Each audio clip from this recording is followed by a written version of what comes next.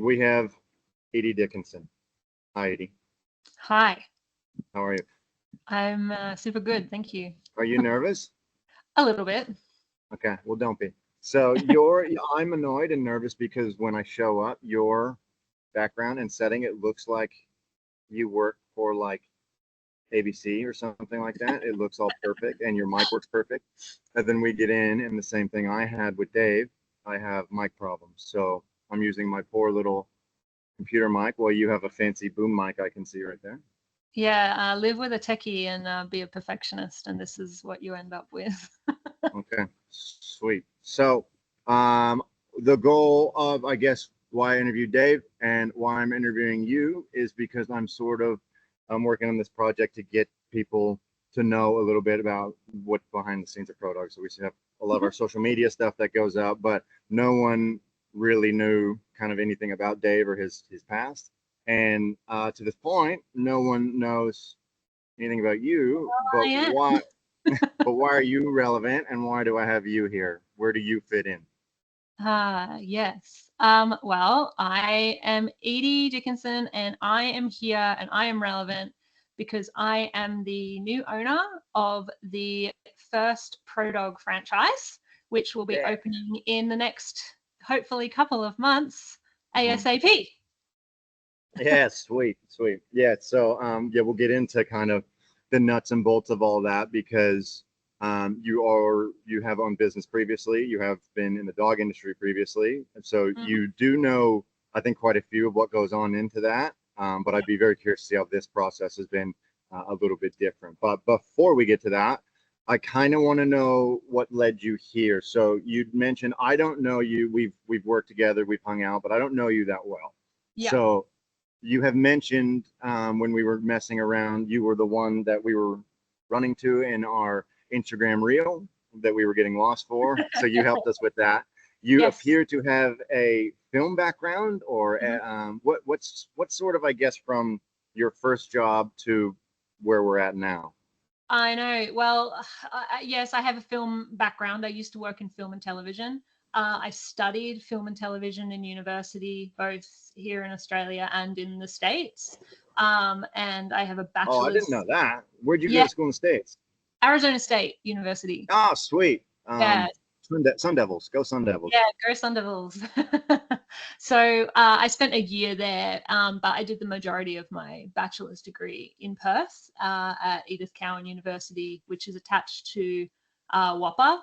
And then instead of continuing at Whopper, I moved to Melbourne and I went to the Victorian College of the Arts and got my master's in producing for film. So I had intended to go into the film industry and I spent a lot of It's money so good. getting my Like there's education. so many of us that just I don't have a master's degree, I have a bachelor's degree in political science. There's so many of us that like end up doing these random things, and then yeah, we work with dogs Up now. here, yeah. So look, I was probably always meant to work with animals in some aspect. I was the animal kid. I was obsessed with them, still am, obviously. Yeah. So you know, Now is that just dogs? So some people are like dog people. There's two people. There's like dog people, and there's animal people that are just like yeah. save the snakes, right? You're like, oh, snake, and you're like, no, no, no, it's a great snake. I probably am not about save the snakes. Do I want to get them all up in my grill? No.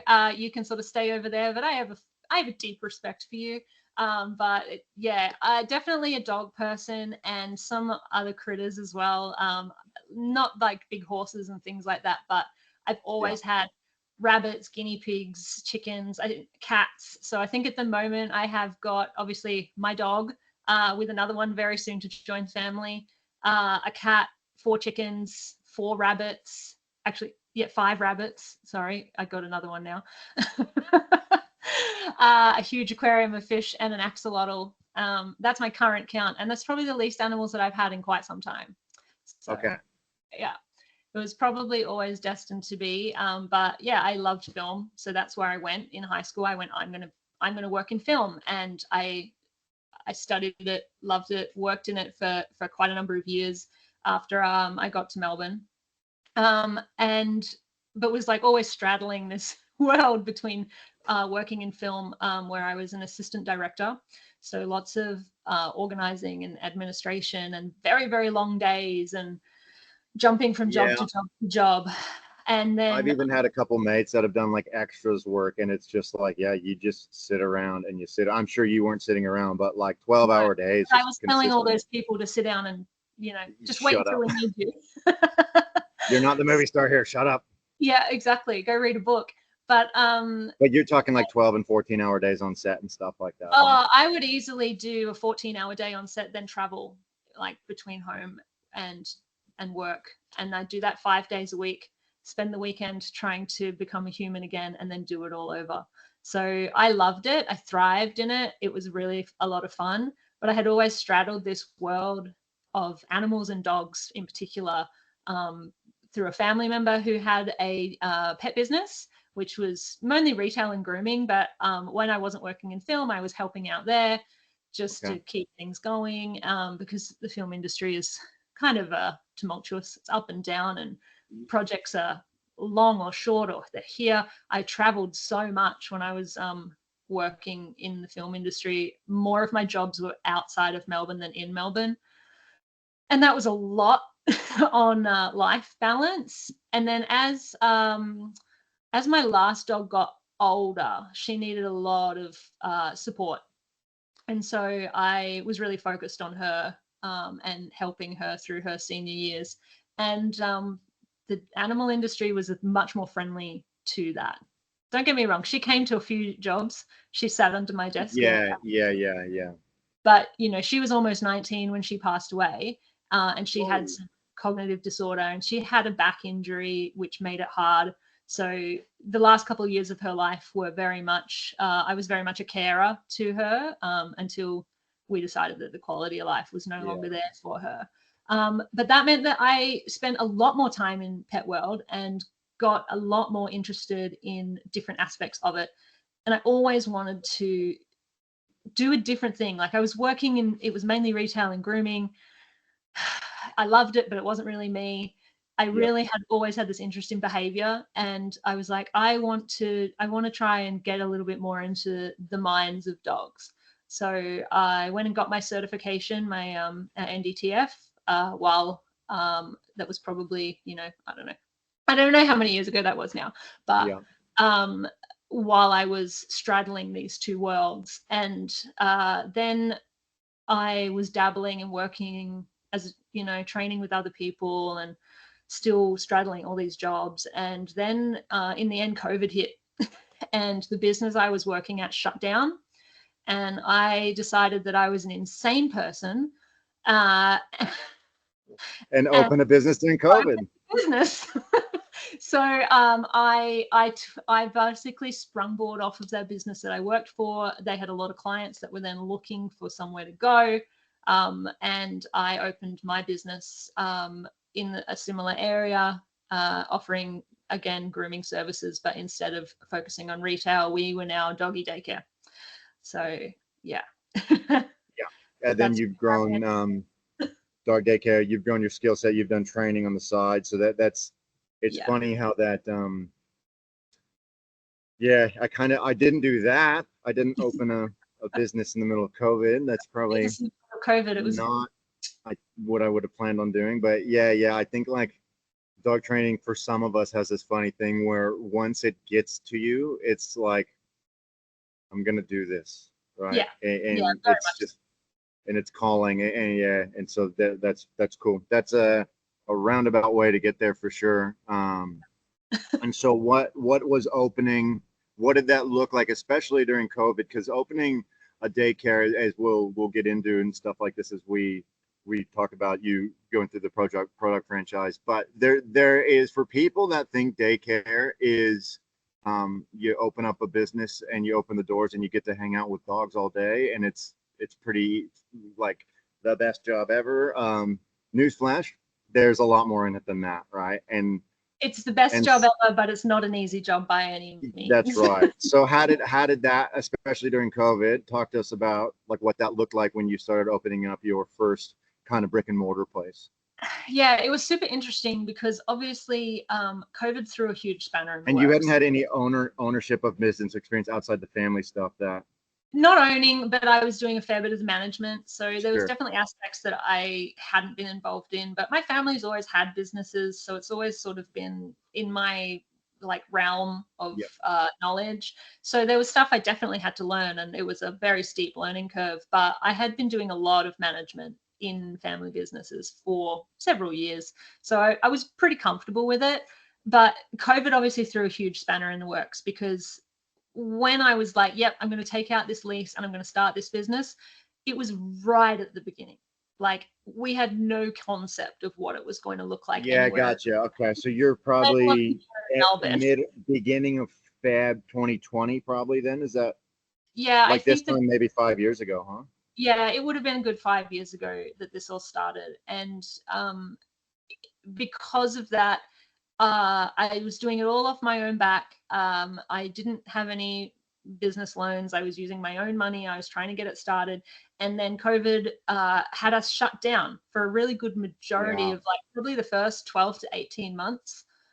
So that was For really most of interesting. those that you guys are aware, I'm sure that Melbourne especially had just about the hardest lockdown on the planet. So yeah, I know Dave was shut, you were shut, all non-essential businesses, gyms, like Yeah. what the first thing to open up was like the golf course and the tennis courts. That was all we could Well, do, right? it was really interesting because at that time we had hardly even managed. I don't actually. We hadn't even opened by the time we went into that first lockdown that we had here in Melbourne, Yeah, I which gotcha. was, So was your several. plan was sort of 3-4 months that turned into over like 14 or 15 months, yeah?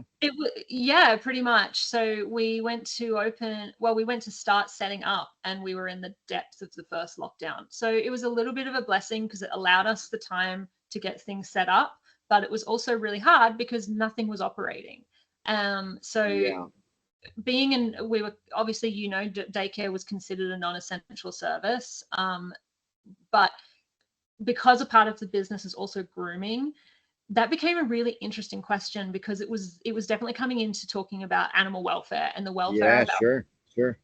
So there was actually a really big fight going on behind the scenes to try and get groomers open again because dogs were suffering and people were trying to groom their dogs at home and they were getting injuries. Yeah. They were not. I mean, short of having a really bad haircut, which it's not as Yeah. bad as it looks, guys. No, but when their coats are getting matted and stuff like And so coming back, when we did get back, I think it was after the second lockdown, right at the end, grooming got to be classified as an essential service. So I think we probably came back in brick and mortar stores probably only 2 weeks before the rest of everybody else came back. okay.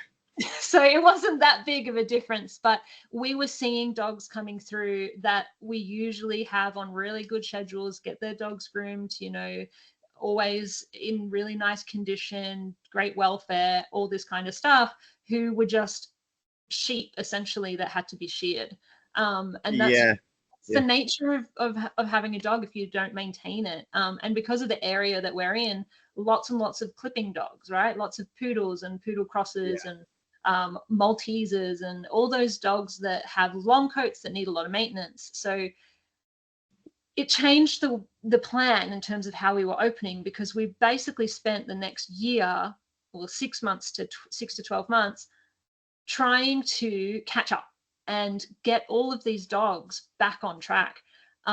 There was an insane amount of people who got new dogs during the lockdowns as well. So we were Yeah. also then dealing with a massive behavioral side of things for these dogs that hadn't had the socialization and the habituation to the world, firstly, but definitely not to being groomed. And so there was a lot of things that we had to accommodate for in getting dogs into that. So what had happened then was that daycare ended up getting pushed back a little bit because we just had to focus on helping the dogs, getting them back to being healthy. And I Sure.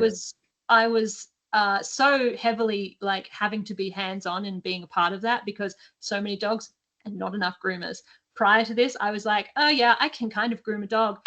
I became a groomer for a really good chunk of time. Partially against your will. Yeah, Yeah. look, I have mad respect for groomers because it's not an easy job. 100%, My team 100%. But now, it's not something I could do day to day. No way.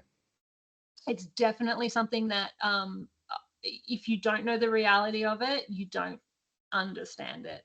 And Yeah. I have an amazing team that we've put together over the last couple of years, and I just have such respect for them and the way that they work and their work ethic and how much they enjoy it. I'll do it. It's not my calling. Yeah. So Yep. once we recovered from that, it was like, all right, now let's try and scale into the daycare and get things running from there. But I was very conscious about the program I wanted to run because I have, like I said, the behavior was the reason I got into things. That I was always fascinated by dogs and making things better for them in the way that they exist in this world, and not having a chaotic, insane, high injury rate.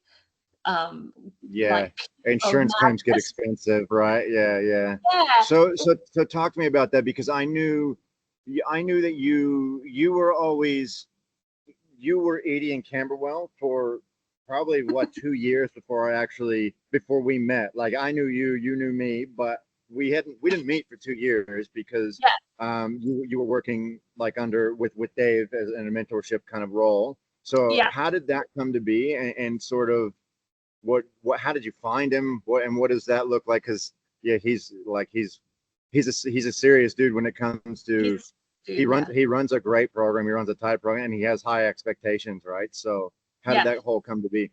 Yeah, absolutely. So again, I've always admired ProDog and the business that Dave built.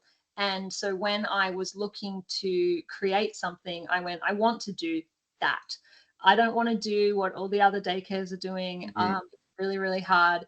I had come to a couple of seminars at ProDog. Obviously, I was, dabbling in dog training as much as I possibly could.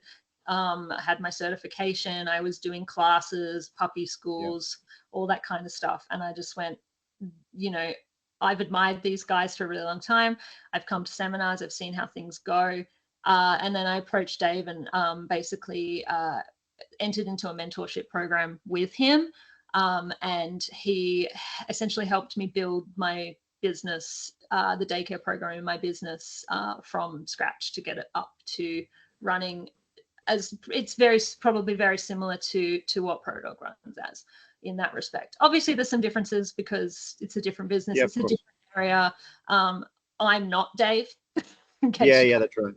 Yeah. But Wow. we we had a good connection. We both sort of are on really similar mindsets in terms of what we wanted to achieve, and so that mentorship program really helped the business to get up and running in the daycare aspect and go from there.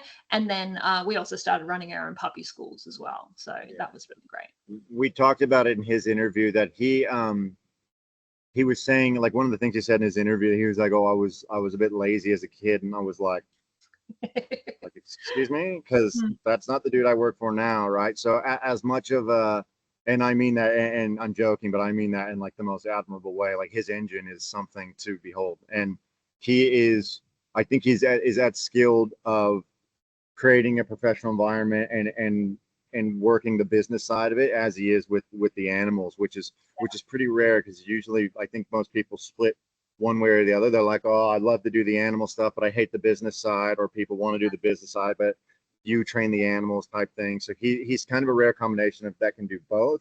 And, Yeah. and early days, he mentioned even for you that you have those standards of like ultra cleanliness, like not letting stuff just slide. So yeah, so how is that growing, like going through that mentorship program with him? Because he did mention that you kind of came equipped, and it's one of the reasons why the franchise thing that we'll get to in a second is where you were an ideal candidate, because your values quite align. Yeah, I think that's very true. I think, as I said, we sort of were running on a similar track, and it made the mentorship quite easy in that respect. It gave us an opportunity to really get to know each other. And for obviously, Dave's more experienced than me, got a couple of years on me. Let's not talk about it, but Yeah. His life experience and his business experience, all of those things make him an amazing business owner. And I think, like you were saying, he's so good at both. And I think that's rare. And that's something that's worth emulating as much as possible. And so that's what I was aiming to do. And it really helped us to get that connection and get things running. So it was definitely probably easier than either of us probably thought it was for us to get to where we got to with my business, at least, because we were essentially working on the same thing. Yes. So then it's been a long time coming. So I always joke, like when people are training dogs, I kind of always joke about, like, people want, if training a dog was building a house, people want to choose the floor and the carpet and the tiles, and they want to get to like the fun stuff first. Fun stuff, for sure. And it's like, yo, that stuff crumbles if the base. And so, because I worked in construction, so I always tell people, like, when I see a slab, people might think, yeah, that's just some concrete in the ground. I don't look at it that way, because I'm like, that's 2 years of planning, that's councils, that's architectural drawings, that's engineering drawings, that's all these things that go together. There's plumbers, excavators, there's surveyors. There's so many things that go into a slab going in the ground. And I think the same thing might, and then that's how I want to train my dog. I want to make sure that happens. But it's sort of the same thing with kind of business and pro dog, to where this has been a long time coming. We're only just announcing it now, right? So like we've sort of been in the shadows working on things for, I don't know, what, 12, maybe a little more than 12 months now. I mean, I can't even remember how long I've been now directly involved in even talking about it. But I know even prior to that, like, you guys have been working on building this franchise model forever. And that's just sort of amazing to give something to come into. And so it was not actually my intention. I'll be completely honest. It was not actually my intention to open a pro dog. It was my intention to open a second location of my own business. And then because Dave and I already had an existing relationship, we've been through all of the, sorry about that. We've been through all of the stuff together already. He kind of jokingly said, oh, make it a pro dog. And I laughed it off, and we kept on talking, and we were looking at buildings for my next location, and the conversation just kept on going and going and going. And then one day I said, look, talk to me about this seriously, because you know how much I've always admired your business. You know how much I want to run something amazing. So let's actually have a serious conversation about this. And so we had a serious conversation about it, and that really started the ball rolling. And then it was a process. Yeah. Yeah. Everything from, I guess, basic paperwork to start, to finding a place. And how are you drowning? Are you able to take a breath and have some sort of resemblance of a normal day, or have you been I'm bobbing at the surface, but I have got like I said to you earlier, I am apparently an insane person. I can't just do things the easy way, so I'm doing like multiple enormous things all at the same time right now. So why the hell not? What? That's awesome. What before I let you go, so what are you looking forward to? What interests you about dogs, as far as where do you want to see your training, because you're a skilled trainer as it is? Where do you want to see, what do you enjoy doing? Like, what do you what sort of makes you tick as a dog trainer? To be honest, for me, my absolute favorite thing is puppy development.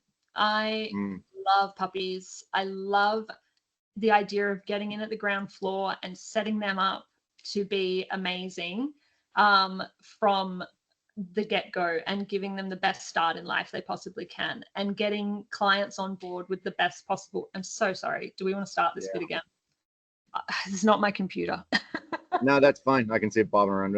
We're not professionals yet. So actually, you're in film. You should know. But it's my partner's like iMessages are going off, and I don't even know. Oh, no, I can't even hear those. I could just see the screen. Oh, can't you? Okay, sorry. Yeah, it's that's fine. Doesn't matter. I'll go back to where you were. It's funny, interesting when you talk about puppy development and puppy classes in schools and stuff like that. And lower your camera back down where it was. It was perfect. Sorry, No, Hang that's on. perfect. Good.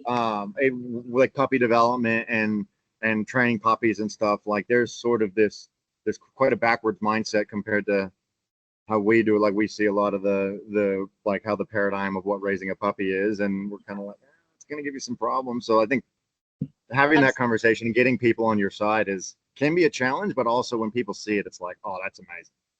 Yeah, and puppy development has always been a massive interest to me because I think that A, breeding good dogs, and B, raising them well. And I mean that from day one, like from when they're with the breeder.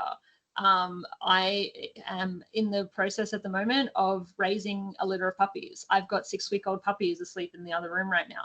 And it has been so much fun to watch them and watch them develop from day one and go, God, it's so important how much they get in these really early days. So breeders can be doing a better job, but then they can be giving better information to their owners going home. Yep. But obviously that's a really hard mountain to climb. So at least being a part of a big network of amazing trainers who have skills and knowledge, who want to make life better for dogs, you can get in as early as possible, hopefully with as many people as possible with their brand new puppies, and show them the light of, hey, let's bring up our puppies better. Let's set them up for a better, successful life where we're going to have less behavioral issues. We're going to have less dogs being given up and put into shelters, and all this kind of stuff, so that we can enjoy having well-balanced, resilient dogs as a part of our family for as long as possible. Yeah, it's awesome. That's super cool. Well, I think that's about all I got. Do you have any life advice, thoughts, protests, questions, anything? Yeah, don't be an insane person like I am. Yeah, don't open businesses during the next pandemic. Yeah, don't open a business in the middle of a pandemic. That's number one. But it's worked out for me. We're really happy to have you on board. Like all the training process and everything that we've gotten to know each other over the past 6 months has been really fun. So thanks for allowing me to harass you. What was that? I'm enjoying being your guinea pig as we both go through this process of onboarding a franchise together for the first time. It's been great, and I'm sure, no doubt, we'll get better at it as we go. But yeah, it's been fun, and we're really looking forward to seeing how Glen Waverly goes. So thanks for jumping on with me. No worries. Thank you for having me. Speak to you soon. Bye. Bye.